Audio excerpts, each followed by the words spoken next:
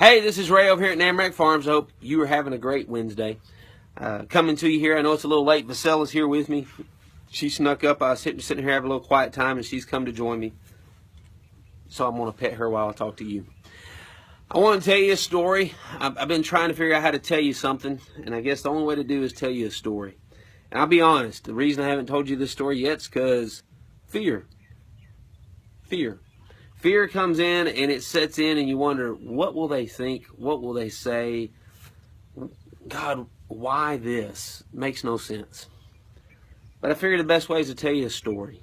This past Saturday, I had a big auction. That's what I do for a living. I've told you that. And I had a great sale. It was a fantastic day. And after weeks of pouring myself into this, getting it ready, doing all the preparation, all the advertisement, the videos some of you have seen, the things I do for it, at the end of the day, just to be honest, you're exhausted. I was exhausted. I was tired. It was a long day. It was a great day. It was a very blessed day. But I was tired.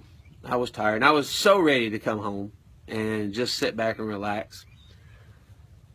And I'm on my way home, and actually I was on the way to the farm here. I had bought a few things for my cows, and I was delivering them here to the farm, and I got a phone call, or I had a message, I should say, from earlier in the day. And I don't answer my phone on Saturdays during an auction. It's just not proper. It's not right, especially when you're working.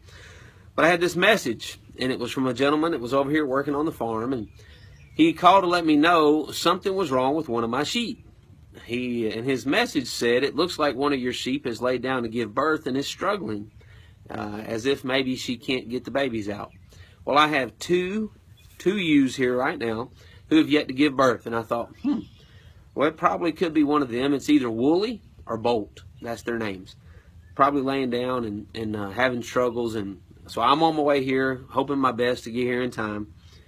And when I pull up to the farm, I'm pulling up my driveway, and I hit the field, that new field where the green pasture is, and I drive just about 10 feet. I knew exactly what had happened. I knew exactly who was laying down by this fence. I didn't see him, but I knew it because she didn't come.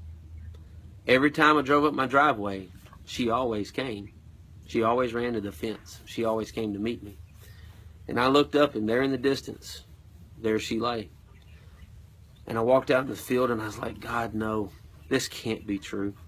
This can't be happening. But it was. Precious, who I had fed that morning, who I had loved on that morning, and who was doing just fine, was laying by a fence, and she was dead. No signs of worms. I've been checking her. It's the first thing you do with a bottle-fed lamb. You always check them for worms. You constantly check them because that's their biggest enemy. No worms. Check for poisons. No poisons. No evident reason for her to be laying there. The message that I had gotten said she's laying there struggling and struggling and struggling, trying to get up. And she couldn't. And she laid there and struggled till she had a heart attack and she died. What happened? I don't know. Instantly, I was thinking, what's everyone going to think? This lamb who started this whole journey for me, who opened up a door through a 2-minute video about her being rejected, and who I have loved so much and enjoyed so much, and I was looking forward to a life with her, telling you stories as she grew up, telling about her first babies, her grandbabies. I had it all planned out in my mind. In fact, I wrote the children's story, and I had this beautiful layout of how it would be. And I'm thinking, what are they going to think now that she's gone? My heart was broken. I was exhausted, I was tired, but I took care of the body. And all weekend I've thought, Ray, what do you say? What do you tell them? What's the story in this, God? I don't know yet. There's a million stories I could tell you. I could tell you how I think she died. I could tell you about what I think might have happened. But my concern was for most of you, especially the ones of you who have felt hurt and pain in your life, and you had connected with this lamb. And I thought, what are they going to think? And I've listened to your prayers.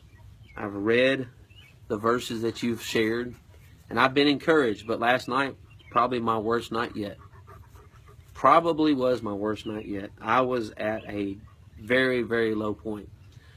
I was ready to give up, quit, be done, go back. I don't like strife. I don't like struggles. I don't like fights. I don't like questions. I like answers. And so I was like, Lord, let's just go back to life like it was. Let's just go back to being the guy who just does little stuff around here and goes on and lives. And the question was asked, has my story stopped with her story, or have I got more to tell? Well, God, I know you got more to tell. I know you got more to say. But why? And I know this isn't like a living human being child that's died, but it hurt. I had my plans. And that's when he said, yeah, you're right. You had your plans. But Ray, I got much greater plans than you have. My ways are higher than your ways. My thoughts are higher than your thoughts. And you even told your own daughters that sometimes in death, more hope comes than in life. And that's true. Sometimes through the death of something or someone, more hope is burst forth than if that person or that thing had lived. So this story is going to continue on. I'm going to keep telling you what God tells me. I'm going to keep sharing with you the things He shares me. He has shown me so much in the last few days. Not just here in the field, just in life. People I've run into. In fact, last night when I was done, finished, told God I was through, my phone rang. And I looked at the name on my phone and I thought, I won't talk to that person. Not tonight. Not tonight. They're always so needy. Then I thought, no, you need to call them back. So I called. And this person who is usually struggling, usually down, who I'm usually trying to lift up, she called me because someone else was hurting. And she asked me to pray for them. She no longer had her mind on herself. She was thinking of someone else. And this whole scene played out in my mind. I was laying there, and the movie Rocky came to mind.